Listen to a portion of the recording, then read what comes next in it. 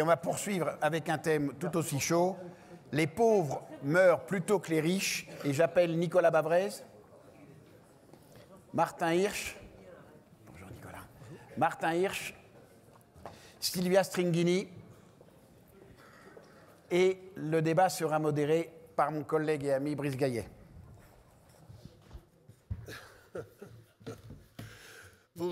Bonjour et bienvenue pour ce débat. Donc je pense que la raison pour laquelle on m'a demandé d'animer ce débat, c'est la malice de Guy Valencien et de mes camarades du Cercle Santé Société, parce qu'il se trouve que j'ai déclaré un conflit d'intérêts. Vous savez qu'avec Martin Hirsch, il ne faut pas rigoler. Nous sommes donc amis, donc je tiens à vous le dire. Si vous voulez réfuter, vous me le dites. Mais nous avons un conflit d'intérêts, Martin et moi. Donc pour débattre de ce sujet sur les pauvres meurent plutôt que les riches, nous avons donc Nicolas Bavrez, qu'on va présenter même si on ne le présente plus, l'école normale sup, l'ENA, agrégé de sciences sociales, avocat, économiste, historien, essayiste.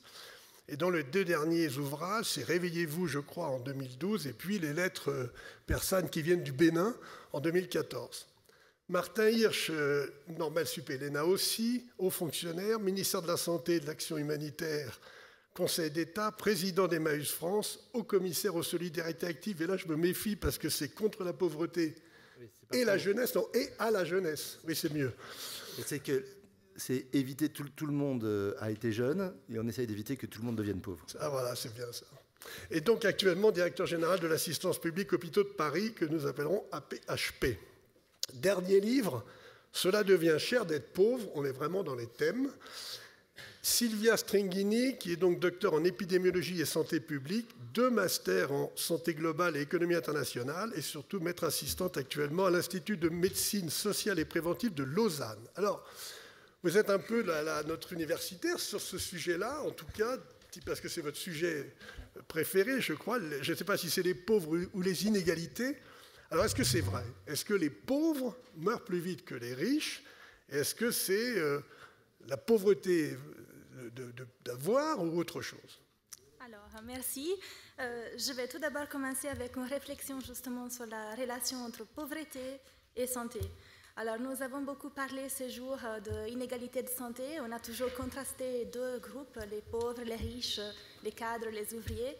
Bon, alors ça, c'est très utile lors d'une discussion, mais on sait bien que ce n'est pas la réalité des choses. Du coup, je vais commencer pour clarifier qu'il y a un gradient socio-économique en santé, on le sait tous, mais c'est bien de le rappeler. Alors, ce n'est pas seulement que les pauvres meurent tôt et les riches meurent tard, mais il y a une espèce d'effet dose-réponse, on dit en épidémiologie, entre la richesse ou la pauvreté et la santé, c'est-à-dire que le plus riche l'on est, on a juste un petit peu plus de santé et vice-versa pour les pauvres.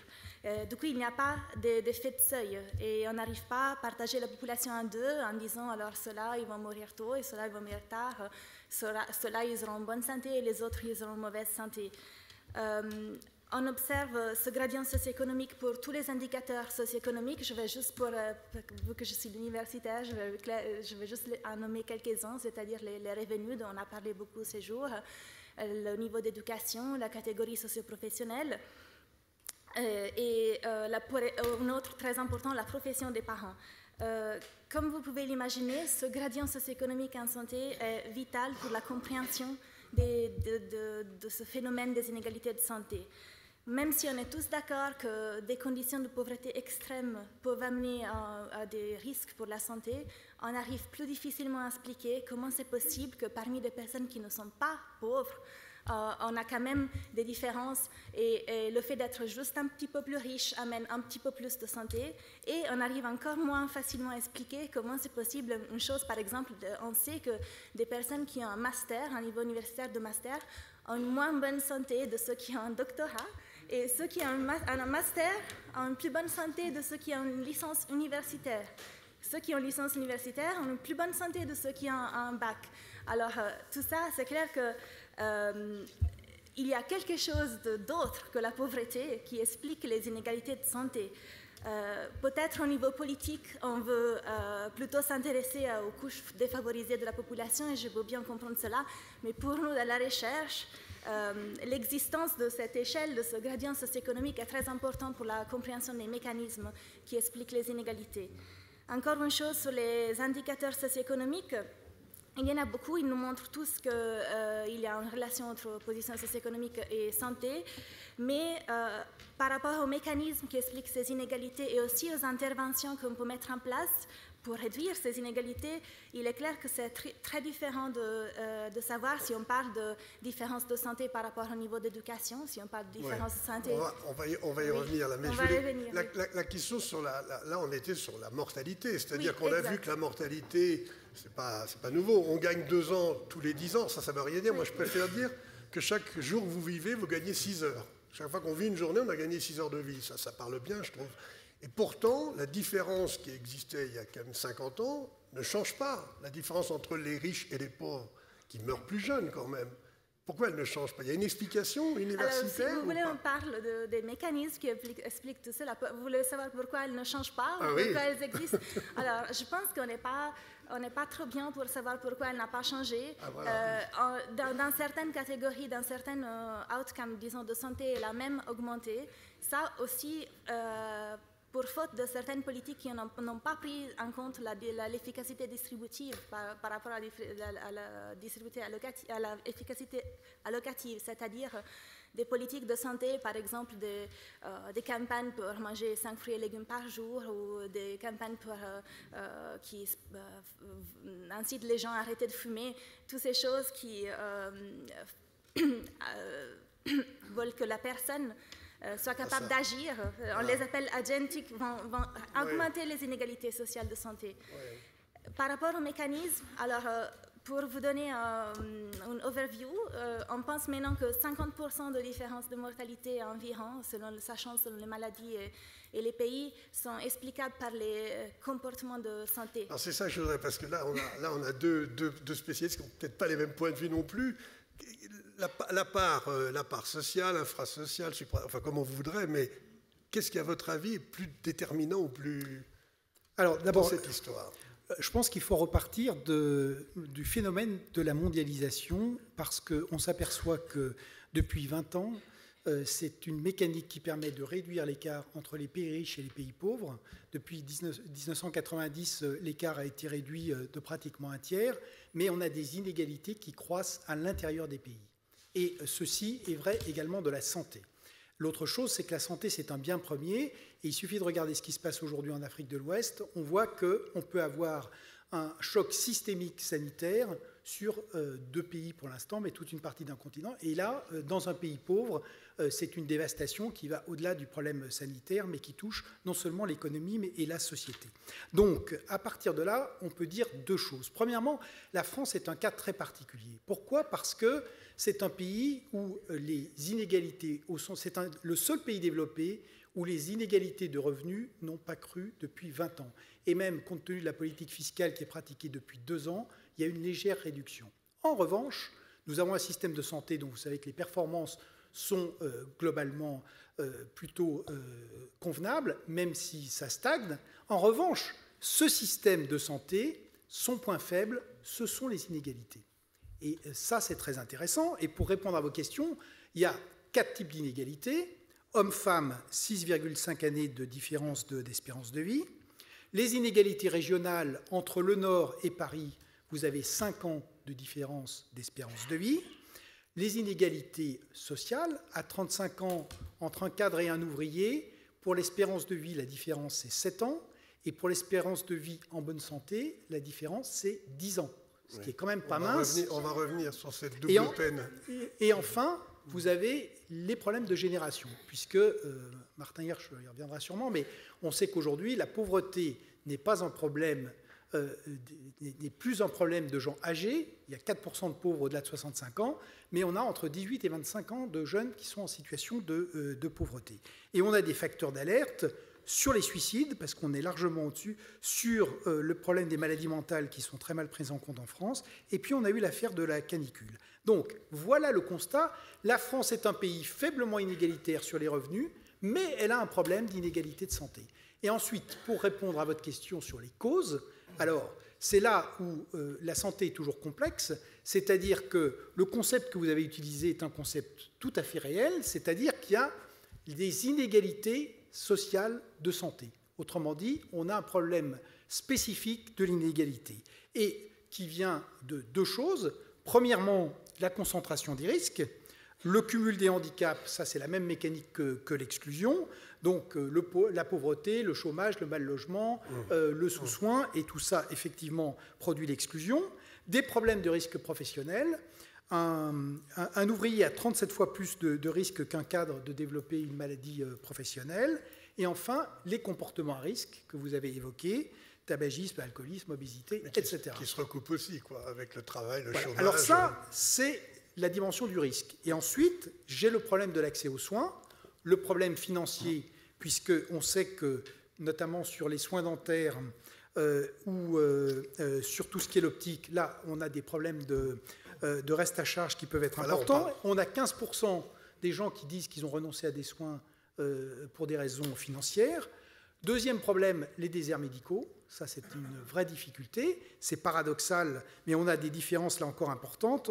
En Île-de-France, on a 3,6 médecins par 1000 habitants, et en Picardie, moins de 2.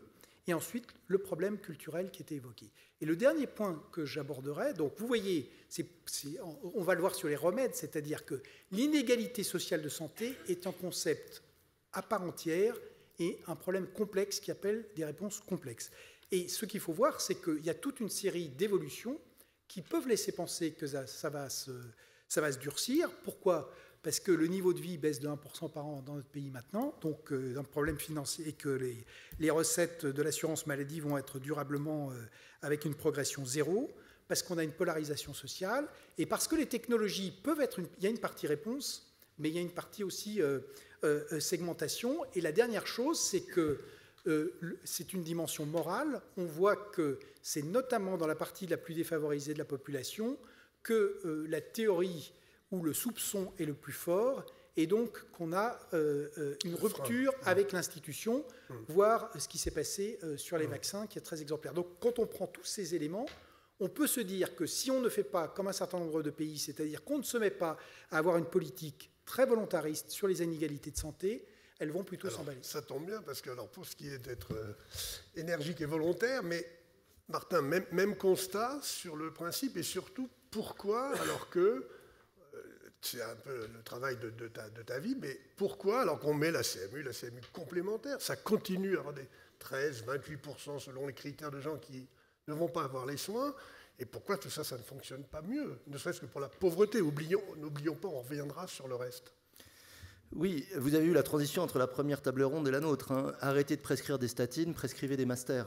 C'est ce qui est le plus efficace, ce qui est une demi-boutade, hein, finalement, hein, parce que la lutte contre le décrochage scolaire, tous ces politiques sur lesquelles on n'est pas bon en France, sont des politiques qui font normalement d'une pierre deux coups. C'est-à-dire qu'effectivement, ont un effet sur la compétitivité de la France, et donc ont un effet sur la possibilité de sortir de la pauvreté de la population française, et ont un effet sur la manière dont on se prend en charge et dont on peut s'en sortir dans le système, et donc sur la santé. Moi, je suis tout à fait d'accord sur l'histoire du gradient, qu'on voit bien d'ailleurs à l'échelle planétaire, c'est-à-dire quoi, la première raison pour mieux vivre, pour vivre plus longtemps, c'est effectivement de s'enrichir, et ce qu'on a vu au cours des 20 dernières années, c'est une augmentation spectaculaire de l'espérance de vie en Chine, moins spectaculaire en Afrique, mais réelle, quoi, dans toute une série de pays émergents qui font qu'ils sont aujourd'hui confrontés à un vieillissement en même temps qu'ils ont une population jeune et à un stade de maturité de leur système de protection sociale qui est tout à fait intéressant. C'est les discussions qu'on a avec les... Donc on a, j'allais dire, la preuve à l'échelle planétaire de ce phénomène-là, et l'accès aux soins vient après cette période d'augmentation de vie. Là aussi, confère ce qu'on a dit hier sur l'accès à l'eau et toute une série de choses comme ça qui sont tout à fait fondamentales. Alors, est-ce que, au sein de ce gradient, n'oublions pas les extrêmes quand même, les gens qui vivent à la rue ont une espérance de vie beaucoup plus proche de celle du Sierra Leone que de l'espérance de vie moyenne de la France. Hein. Ils ont une espérance de vie aux alentours de 45 ans. Après un cumul de handicaps, hein, on ne tombe pas à la rue par hasard, et bien évidemment les facteurs comportementaux, quoi, en France, ce qui est assez classique d'ailleurs, hein, on le voit bien en général, on est assez mauvais en prévention, assez mauvais sur les comportements, et on est assez bon ensuite pour soigner quand on a accès au système de soins. La boutade, c'est pour éviter un cancer, il vaut mieux vivre dans un pays scandinave ou en Angleterre, même à Manchester, mais une fois qu'on a le cancer, il vaut mieux venir à la PHP ou les trucs autour qu'aller ailleurs. Les trucs autour, je retiens la formule. C'était pour réveiller, voilà, attirer l'antipathie de la salle, etc. C'était pour Stan, c'était une petite boutade. Alors ensuite, une fois qu'on a vu le gradient, la France crève des effets de seuil. Mais crève des effets de seuil. Alors les effets de seuil, on les connaît, hein, c'est ce qui fait que les politiques ne marchent pas. Les politiques purement ciblées sur la pauvreté ne marchent pas et ne sont pas populaires. Parce qu'il y a quand même un avantage, c'est que les pauvres sont minoritaires dans la société, Dieu merci, pourvu que ça dure. Mais de ce fait-là, des politiques ciblées sur les pauvres permettent de perdre les élections. Donc il faut, de la même façon qu'il y a un gradient, avoir des politiques qui soient progressives et qui puissent prendre en compte toute la catégorie de la population. Et pour ça, il faut faire péter des seuils qui sont monstrueux. Alors moi j'avais essayé à moitié, j'espère que ça sera complété, de le faire sur le retour à l'emploi, les revenus, le fait que quand on prend du boulot on perd de l'argent, ce qui est délirant, ce qui est moins vrai aujourd'hui que ça ne l'était il y a 6 ou 7 ans. Et ce que tu disais sur la CMU, c'est typiquement cela. Moi je me souviens d'avoir reçu, quand j'étais au gouvernement, je recevais des lettres de gens qui me disaient « Je suis 1 euro au-dessus du seuil de la CMU chaque mois. Donc, je dois payer une complémentaire 40 euros par mois. Donc, coût 480 euros par an. À qui? Est-ce que c'est au Trésor public que je dois faire le chèque de 13 euros, qui m'en élève un peu plus d'1 euro par mois, qui me fait retomber en dessous du seuil pour pouvoir bénéficier du truc? Mais cette histoire est vraie. Et on y est confronté absolument tout le temps.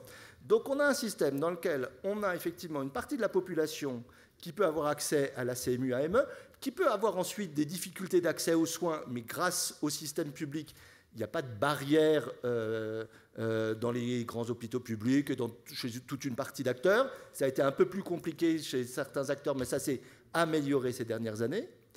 Et dès qu'on est 1 euro au-dessus, on se trouve confronté à des difficultés. On parlait de l'optique tout à l'heure. Donc on a la CMU, on a une paire de lunettes gratuites. On est un peu au-dessus de la CMU, même si on a l'aide à la complémentaire santé, et on a 60 ans si on arrive à 60 ans, on est presbyte, on a besoin de verres progressifs, on n'a pas accès à la CMU, reste à charge 350 euros. Quand vous avez un revenu de 700 euros, est-ce qu'il est possible de faire mieux? Bien évidemment, je prends toujours cet exemple-là parce que des lunettes à verres progressifs, combien ça coûte? En vrai? Chaque verre, les meilleures qualités du plus grand verrier français, 15 euros le verre. Les montures, sortie usine Chine, 10 euros. Sortie usine Jura, 20 euros. 15 plus 15 plus 20 égale 70. Voilà. Vous n'avez pas besoin d'avoir 350 euros de reste à charge. Non, je dis ça parce que le surcoût des lunettes est organisé. C'est le 15 plus 15 plus 20, je crois. J'ai dit 15 plus 15 plus 20, 50. Là, j'ai donné une marge aux opticiens. C'est les mathématiques de la PHP. J'ai donné une marge aux opticiens. C'est la marge. Bon. Je tente que des verres, je peux faire mal. Non, mais par ailleurs, là-dessus, on peut faire mieux. Je prends un autre exemple, parce que soyons... les inégalités nutritionnelles, l'obésité, le gradient d'obésité, qui est aussi, on a 4 fois plus de risques d'être obèse dans les catégories socio-professionnelles défavorisées que dans les catégories professionnelles favorisées. Les recommandations des pédiatres sur l'alimentation, sur l'eau, etc., qu'on en a tout à l'heure. Prix de l'alimentation infantile, juste le lait en poudre. Le lait en poudre. Les boîtes de lait en poudre pour pouvoir prendre un mois. 70 euros par mois. Donc, vous êtes une mère qui travaillait à mi-temps avec payé au SMIC, etc. Ça voudrait dire que 15% de votre revenu, c'est-à-dire 35% de votre revenu disponible une fois que vous avez payé le loyer, doit être destiné au lait en poudre. Juste impossible. Vous continuez avec l'application fruits et légumes, petits pois, etc. C'est juste impossible. Donc, tout cela, moi, je suis contre régler ce problème par des subventions. Et donc, je pense qu'on peut travailler avec les acteurs économiques pour faire en sorte qu'il y ait un business model qui soit légèrement différent et qui permet de répondre à ça. C'est de ça ce qu'on développe. Mais oui, on va parler. Mais je voudrais, Sylvia, est-ce qu'il y a d'après les travaux universitaires, est-ce qu'il y a un facteur, parce qu'ils sont cumulatifs, on comprend bien, malheureusement, toi tu parles de double peine, mais c'est la quintuple peine pour les défavorisés, les catégories sociales. Est-ce qu'il y a un facteur qui est plus important pour la santé? Alors là, on parle de la mortalité, mais la santé globalement. Qu'est-ce qui est le plus prégnant dans les études? Il n'y en a pas. C'est embêtant pour répondre. Les 4 facteurs qui sont les comportements de santé, c'est-à-dire l'alimentation, l'activité physique, la consommation de tabac et la consommation d'alcool, qui expliquent quand même une grosse partie de ce gradient socio-économique en santé. Pas que les hommes vivent moins vieux que les femmes, par exemple. Bah oui, même. Alors là, je parle d'inégalité sociale, mais ça explique même que les hommes, parce que les hommes fument plus que les femmes, ils ont une consommation d'alcool plus élevée que les femmes, on le sait très bien. Alors, et ils ont aussi des risques professionnels plus importants que les femmes. Du coup, je pense qu'à la fin, une bonne partie des mécanismes qui expliquent les inégalités sociales de santé peuvent aussi s'appliquer aux inégalités de genre. Aussi parce qu'on sait, par exemple, que les inégalités de santé chez les femmes sont plus petites que celles qu'on retrouve chez les hommes, par exemple. Vous faisiez l'exemple tout à l'heure de 7 années de différence de l'espérance de vie entre cadres et ouvriers. Les 7 années se réfèrent aux hommes, la même chiffre pour les femmes, c'est 2 années. Et du coup, c'est vrai que... Ce que je veux dire, c'est qu'un homme cadre va vivre moins vieux qu'une femme ouvrière. Donc, il n'y a pas que le problème de catégorie socio-professionnelle. Absolument. Alors, il y a ces facteurs, les comportements de santé. Après, il reste quand même une grande partie qu'on n'arrive pas totalement encore à expliquer. Il y a des facteurs comme le stress de travail. Il y a des facteurs psychosociaux. Des études récentes nous parlent de l'impact du sommeil, de la charge de travail et aussi comme on a dit, les conditions de vie. Et après, il reste toute une partie qui est très difficile à modifier, c'est-à-dire des choses comme le fatalisme et les prédispositions et les susceptibilité personnelles à soit facteurs de risque, soit aux maladies. Oui, parce que Kirkwood, un biologiste connu qui a beaucoup travaillé sur la longévité, il dit, lui, d'après ses travaux en anglais, que 25% c'est génétique et 75% c'est autre chose. Donc on peut travailler sur 75% normalement du sujet. Qu'est-ce qu'on peut envisager pour que ça change? Je veux dire que même aujourd'hui, théoriquement, on va pouvoir travailler sur le génétique, par exemple. Donc, non, mais quand on tourne autour de ça, on a quatre grands blocs d'explications. Il y a âge, sexe, hérédité. Ça, c'est le premier bloc. Ensuite, les modes de vie. Ensuite, on a les conditions de travail, et puis ensuite, on a l'environnement général. Effectivement, c'est pas la même chose d'être en France ou en Sierra Leone. Ce qui est important, c'est toujours d'essayer de regarder à l'étranger. Il y a des pays qui ont réussi à baisser les inégalités. Il y en a 2 notamment, le Royaume-Uni et les Pays-Bas, avec 2 systèmes qui sont assez différents.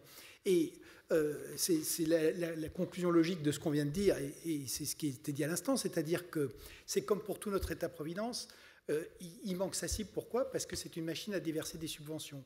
Et qu'on voit très bien que face aux éléments que je viens de décrire, la subvention, elle peut rattraper une partie du problème économique, mais elle manque tout le reste. Et donc, évidemment, c'est important de travailler sur et d'avoir une meilleure articulation de la CMU et de l'AME qui fonctionne quand même pas très bien. Mais derrière, il faut travailler sur tout le reste. Donc, il faut travailler sur l'offre, avoir un système qui ne soit pas uniquement en silo, mais avoir une meilleure coordination des soins. Il faut travailler sur la logique territoriale. Il faut travailler sur les technologies, parce qu'il y a un tas d'endroits où la technologie est positive, notamment pour les déserts médicaux. Et il faut travailler, ce qui a été dit, et c'est très important, sur l'éducation. Quand on a en France 161 000 jeunes par an qui sortent du système éducatif sans savoir ni lire ni écrire ni compter par an, alors qu'on y investit sur la partie 6,1% du PIB, c'est une monstruosité. Et c'est vrai que quand on sait ni lire ni écrire ni compter, l'accès au système de soins, comme l'accès à toute une série de choses dans des sociétés complexes, va être très compliqué. Donc, c'est ça qu'il faut voir, c'est que si on veut lutter contre les inégalités sociales de santé, c'est possible, et c'est possible en période de crise, et c'est possible à budget constant. Mais il faut accepter d'avoir des politiques qui soient cohérentes et qui nous ramènent, j'allais dire finalement, au fond du problème, et c'est la fin de la dernière table ronde, c'est que aujourd'hui, on est dans un système où on va pouvoir arrêter de soigner des maladies et commencer à s'occuper du malade. Mais la pertinence. Non, mais parce que là, je vois, c'est parce qu'un monsieur Hirsch que vous ne parlez plus de l'hospitalo-centrisme. Vous dites un des grands problèmes de la santé en France. Quand on parle du fonctionnement en silo, évidemment que l'hospitalocentrisme fait partie du problème. L'absence de coordination complète avec la ville, c'est là. L'ambulatoire qui démarre pas assez vite. Bon, tout ça. Mais si vous voulez, il n'y a pas que l'hôpital qui est concerné par le problème du silo. Il faut être juste. Donc, et surtout, on a cette politique qui est complètement segmentée et on n'a pas d'approche globale de ce problème de l'inégalité sociale de santé. Les pays qui ont réussi à progresser ont eu cette approche globale.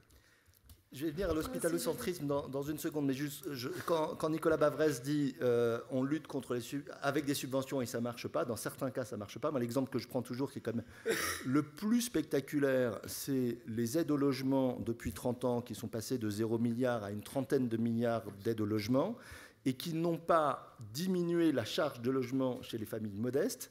Parce que quand on fait des études, École d'économie de Paris, je ne sais pas si Pierre-Yves Joffard est là, mais c'est une belle étude de l'École d'économie de Paris, en ayant comparé l'inflation de loyer là où il y a aide au logement et l'inflation de loyer là où il n'y a pas aide au logement, et 90% de ces sommes ont été absorbées dans un différentiel d'inflation de loyer. Donc ça n'a pas été une seule fois dans les... Voilà, c'est 30 milliards d'euros partis en fumée, comme ça. C'est totalement absurde comme mode de financement avec un effet donc inflationniste dingue. Donc ça, il faut lutter contre ces systèmes-là. D'où le débat très compliqué qu'il y a aujourd'hui, vous avez vu, politique, sur faut-il bloquer les loyers ou pas bloquer les loyers, parce qu'après 30 ans d'avoir poussé ça, on est un peu dans des impasses sur ces sujets-là. Je ferme la parenthèse, mais il y a à peu près 10 sujets de cette nature dans notre système aujourd'hui, à peu près 10 sujets de cette nature, de dépenser de l'argent pour compenser mal un mécanisme sur lequel on n'arrive pas. C'est comme si on faisait de la médecine symptomatique et non pas de la médecine causale, et ce n'est pas la bonne chose. Première chose.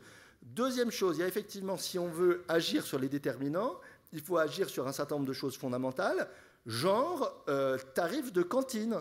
Parce qu'aujourd'hui, quand il n'y a pas des tarifs progressifs à la cantine, il y a toute une partie de la population qui disparaît des cantines et qui va bouffer des saloperies plutôt. On a fait tout un travail pour qu'il y ait des cantines à peu près équilibrées avec des fruits, des légumes et pas de boissons pétillantes sucrées à table. Si la tarification ne suit pas, qu'il n'y a encore une fois pas de tarif gratuit pour les uns, plein pot pour les autres, mais qui sont des tarifications en fonction des revenus, on a des effets retard considérables. Donc là aussi, il y a toute une palanquée de sujets sur lesquels on peut agir plus tôt pour réintroduire les catégories sociales défavorisées dans un système inclusif et qui leur permettent de bénéficier des progrès globaux qui, aujourd'hui, bénéficient aux catégories les plus aisées. Alors ensuite, sur l'hospitalocentrisme, de sujets, quoi. J'ai entendu hier que côté syndicat du médicament, la réponse était tout dans les hôpitaux, qui était à la faute de tout, etc.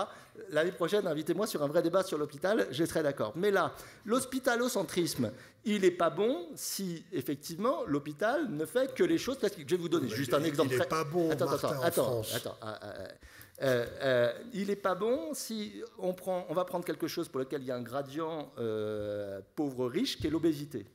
Si on s'organise à l'hôpital pour développer la chirurgie bariatrique, plus 15% par an d'augmentation de la chirurgie de l'obésité. Si on s'organise comme on fait, moi je dépense de l'argent pour équiper des camions gros, avec l'Odeva, de faire en sorte qu'il y ait des camions du SAMU, du SMUR, particuliers pour les obèses. On est en train de renforcer, en dépensant beaucoup d'argent, les salles de travail dans les maternités pour pouvoir faire accoucher des dames de 220 kilos, etc., etc.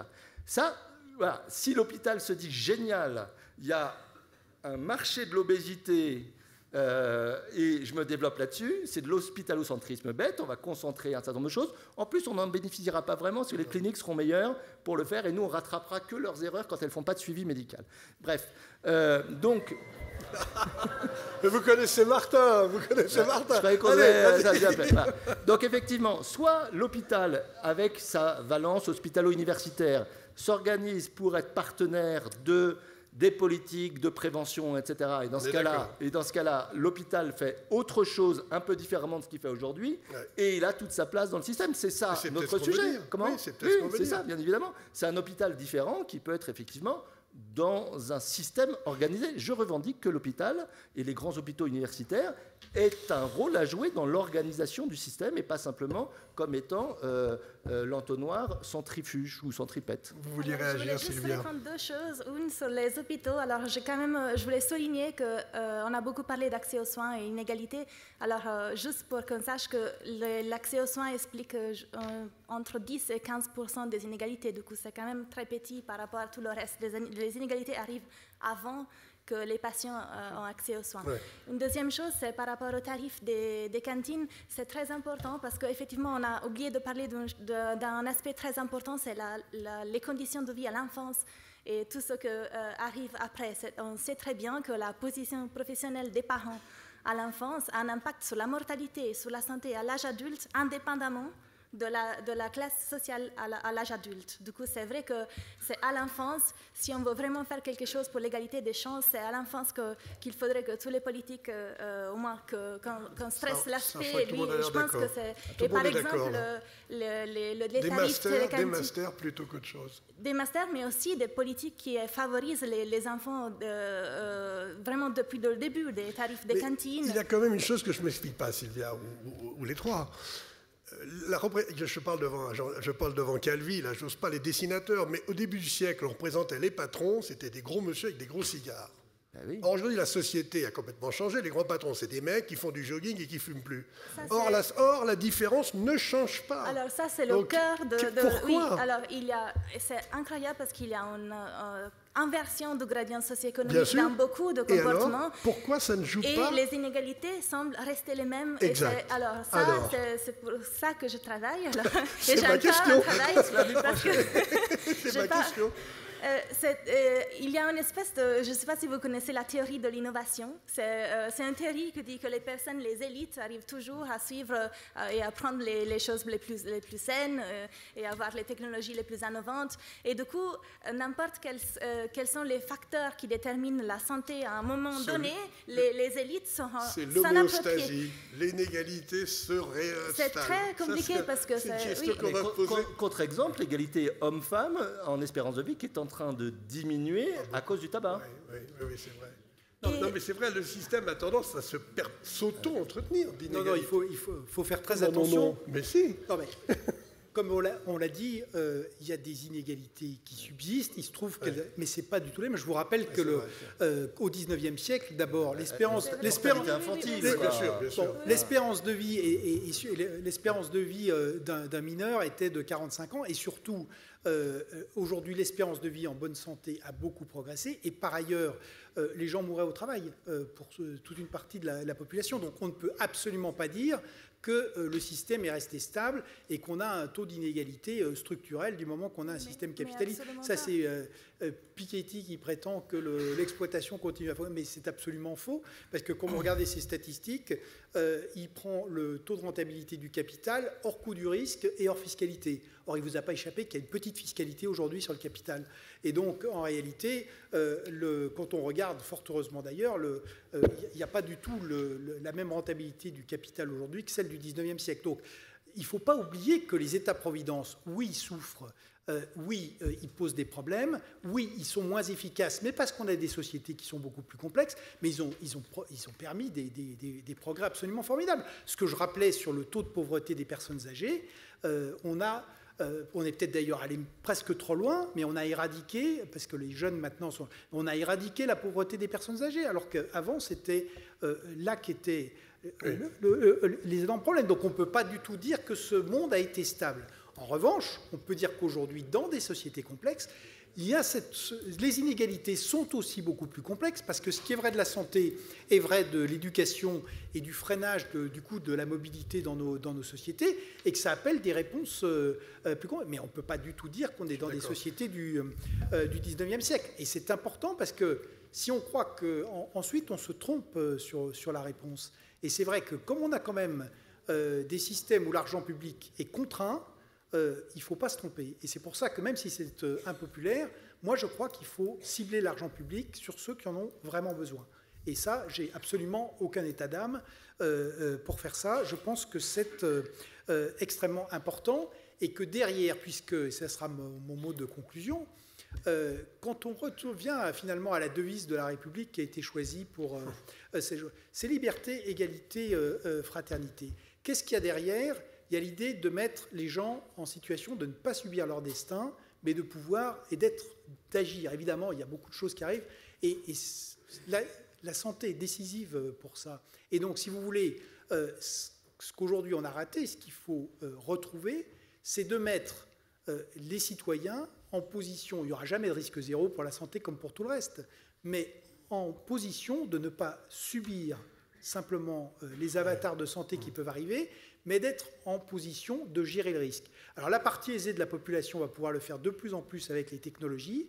Il ne faut pas que l'autre partie de la population ne puisse pas le faire. Il faut que tous nos concitoyens soient en position de pouvoir gérer leur santé, et effectivement avec les bons et les mauvais jours. Je suis d'accord. Je veux revenir sur un point un peu particulier, parce que là on parle d'espérance de vie, on n'est pas revenu sur l'espérance de vie, enfin on en a parlé un peu en bonne santé.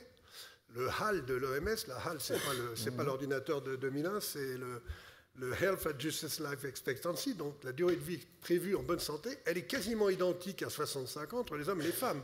Quasiment identique. Absolument. Par contre, les ouvriers, c'est double peine. Ils vivent moins vieux et plus longtemps en incapacité. 6 ans de moins, 10 ans de plus de capacité.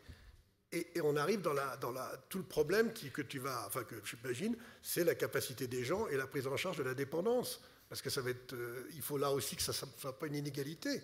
Parce que là, elle va être purement d'avoir. Ça va être un problème d'argent. Il n'y aura pas que le pouvoir et le savoir. Ça va être vraiment l'argent. Oui, oui. Qu'est-ce que tu veux? La paix, c'est quoi? La PAP, la PHP ou ta position globale? D'où le fait qu'il y a aujourd'hui un tournant à prendre pour maintenir davantage en autonomie les personnes et pas simplement, et ça on est sur le sujet parcours, les expériences qui étaient dites hier de Floride, etc., sur lesquelles effectivement on a une génération de retard en France et sur lesquelles on doit pouvoir avancer. Considérable. Oui, et accru si on est dans un système totalement désorganisé. Ça me paraît évident. Je voulais rajouter quelque chose, parce que si on a tous été d'accord pour dire que les écarts d'espérance de vie entre riches et pauvres trouvent leur origine globalement plutôt dans les comportements et en amont du système de soins et non pas dans le système de soins, il faut quand même faire en sorte que le système de soins ne les aggrave pas.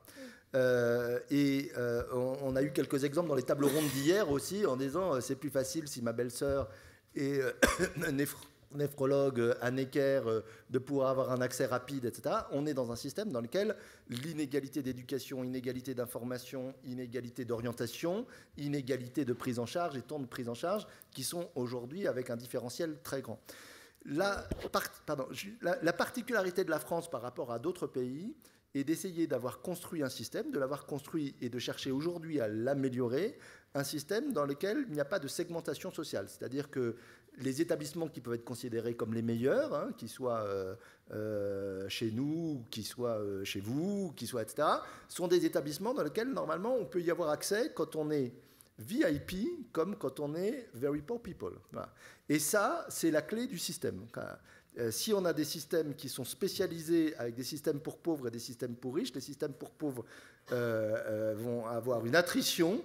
Alors là, ils consommeront de l'argent sans avoir aucun effet. On n'y attirera pas des bons médecins, on n'ira pas, etc., etc. Donc il faut maintenir un système qui soit englobant VIP, VPP. Et pour ça, il faut effectivement être vigilant sur les modes d'information, le temps d'accès, etc., etc., de telle sorte qu'on n'ait pas des circuits qui facialement une sorte d'accès égal et en réalité un accès différencié en termes de délai, etc. Non, je vois le problème de savoir, quoi. Tu n'empêcheras pas ça. Pas simplement de savoir, c'est de savoir, c'est d'organisation, c'est la plage horaire, voilà, etc. C'est toute une série de choses importantes. Sylvia, vous aviez l'air de vouloir réagir, non, pour conclure. Non, c'est tout bon. Je voulais juste rappeler peut-être qu'on peut penser à des politiques qui adressent les inégalités de santé si dans toutes les politiques de gouvernement, moi je parle à vous, on pense à la equity in all policies, par exemple. Si on a le reflet de penser à l'impact qu'une certaine politique pourra avoir sur les inégalités de santé. Bon, merci beaucoup. Je voulais juste conclure en disant que il faut bien qu'on comprenne, pour les étrangers qui sont là, mais tout le monde le sait bien, il y a un papier dans le Lancet en 2008 qui est très intéressant parce qu'il montre que le produit intérieur brut, le niveau de produit intérieur brut et les dépenses de santé sont associés à une meilleure santé des personnes à partir de 50 ans. Or, à ce niveau-là, alors que la France a une espérance de vie que tout le monde connaît comme étant la 3e du monde, avec la Corée qui est un exemple invraisemblable, puisqu'ils sont partis des plus bas, ils sont actuellement les seconds. Et on est avec ce critère-là, la France est dans la moyenne, le milieu du monde, alors que le Danemark, on a 68 ans les hommes, 69-10 les femmes, et le Danemark c'est 73-74 avec beaucoup moins d'argent. On a beaucoup de progrès à faire, comme tu le disais. Merci à vous. Merci. Merci. Merci.